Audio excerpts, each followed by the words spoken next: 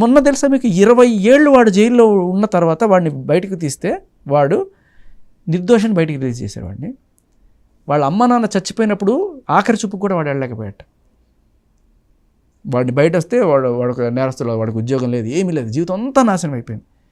అదేదో సినిమాలో రజనీకాంత్ 27 ఏళ్ళ తర్వాత బయటకు వస్తాడు చూడండి, ఆ టైప్లో 20 ఏళ్ళు వాడిని జైల్లో పెట్టారు. ఇప్పుడు వాడిని నిర్దోషం వదిలేరు. ఏది? తప్పుడు అత్యాచారపు కేసు. ఎవడు రెస్పాన్సిబిలిటీ తీసుకోడు వాడి జీవితానికి.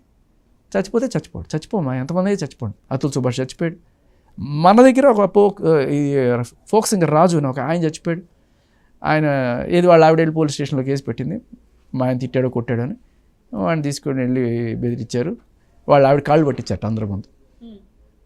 వాడు అవమానం తట్టుకోలేక ఒక నెల రోజుల లోపల బాగా తాగుడికి అలవాటు పడి తర్వాత సూసైడ్ చేసుకుని చచ్చిపోయాడు.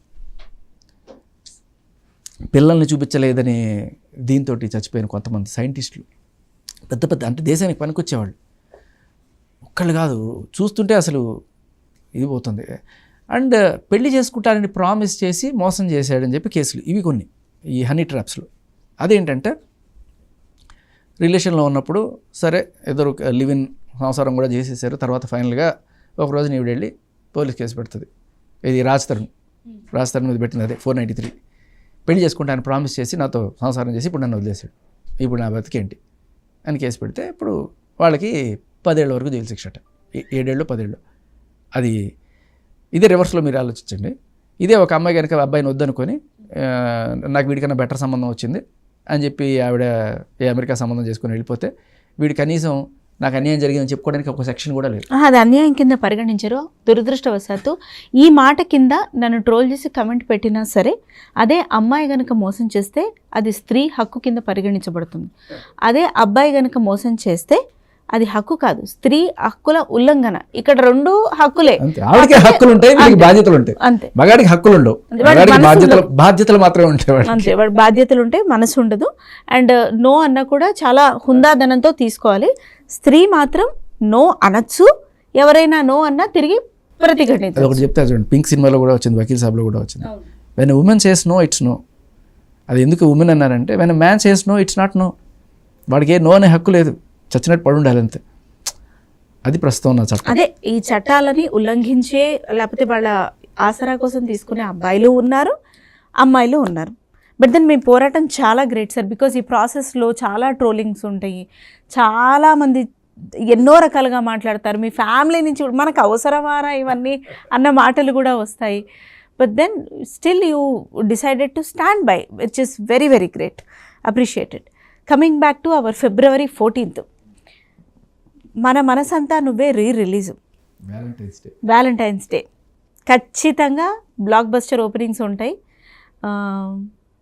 ఉదయ్ కిరణ్ అనే ఒక పేరు, ఫేస్, ఆయన జ్ఞాపకాలు, ఆయన సినిమాలు తెలిసిన వారికి తెలియని ఫ్యాన్స్కి కూడా every inch of frame haunt చేస్తుంది. విఎన్ ఆదిత్య గారితో కూడా మాట్లాడడం జరిగింది. ఆయన కోపం వస్తుంది అని అన్నారు. అంటే why do you have to die, why అంటే తీసుకురాలేము, లేపి తిట్టి కొట్టి అనలేము. ఒక స్టార్ అంటే from nowhere audition step ఎక్కుకుంటూ ఒక స్టార్ అయ్యి కోటాను కోట్ల మంది అభిమానం సంపాదించుకొని, కారణం ఏదైనప్పటికీ ఇండస్ట్రీలో సినిమాలు తగ్గిపోయి లేదా లేక ఇబ్బందులు పడుతున్నప్పటికీ ఒక్కసారి మీ స్టైల్లో మీరు ఆర్జే స్టోరీ రీక్రియేట్స్ కూడా చేస్తారు. నేను రిక్వెస్ట్ చేస్తున్నా, మీ స్టైల్లో ఈ స్టోరీ తిరగ రాస్తే మీరు ఎలా రాస్తారు? ఏం చేసి ఉండొచ్చు? ఉదయ్ కిరణ్ గారు బతుకుంటే ఇప్పుడు సరే సినిమాలు పూర్తిగా పోయాయి అనుకుందాం, లేవు, ఏం చేసి ఉండొచ్చు ఆయన? యూట్యూబ్ లేదా? అసలు అంత పడిపోవాల్సిన పని కూడా లేదు. యాక్చువల్గా అతనికి ఎక్కడ దెబ్బ పడింది అంటే, సరే ఒక పెద్ద స్టార్ కూతురు ఆయన్ని పెళ్లి చేసుకోవడానికి అన్నప్పుడు ఆయన అసలు Cloud9లో ఉన్నాడు, ఓకేనా, అదృష్టం మారిపోయింది అనుకున్నాడు. బట్ ఎప్పుడైతే అది బెడిసి కొట్టిందో తర్వాత ఆయనకి ఆఫర్లు రాకపోవడము అవన్నీ కూడాను ఒక్కొక్కటి ఆయన తర్వాత 2-3 సినిమాలు ఫెయిల్ అవ్వడం. సరే at the end of the day 3 కాకపోతే 4 తర్వాత హిట్లు అవుతుంటాయి. ఇప్పుడు విజయ్ దేవరకొండ చూడండి, ఒక హిట్ వచ్చిన తర్వాత చాలా గ్యాప్ వచ్చింది, but still he's a star.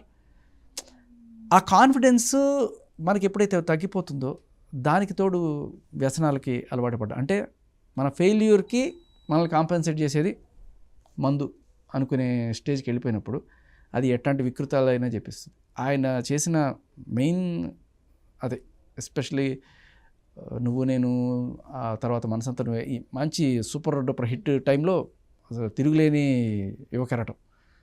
ఎవరికి కూడా అంత షార్ట్ టైంలో సక్సెస్ అనేది లేదు. బ్యాక్ టు బ్యాక్ సినిమాలు సూపర్ హిట్లు. బట్ ఒకసారి ఈ ఫేజ్కి వచ్చిన తర్వాత కష్టం ఉంటుంది, సుఖం ఉంటుంది. కష్టం వచ్చినప్పుడు కుంగిపోకూడదు అనేది ఉండాలి.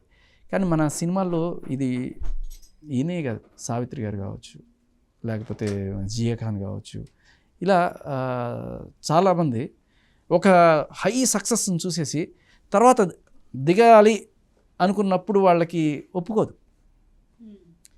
సో నా సజెషన్ ఏంటంటే అప్కమింగ్ వాళ్ళు ఎవరైనా సరే ఇటువంటి సక్సెస్ టేస్ట్ చేస్తున్నప్పుడు మరీ సక్సెస్ని ఎత్తికెక్కించుకోకుండా స్టే గ్రౌండెడ్, సింపుల్గా హంబుల్గా ఉండడం, అదే పాత లైఫ్ స్టైల్ కంటిన్యూ చేయడం వల్ల వస్తే సక్సెస్ వస్తే పోతుంది. బట్ మన క్యారెక్టర్ ఎప్పుడు కూడా అదే గ్రౌండెడ్లో ఉంటే మనకి తిరిగి వెళ్ళడానికి ఈజీ ఉంటుంది.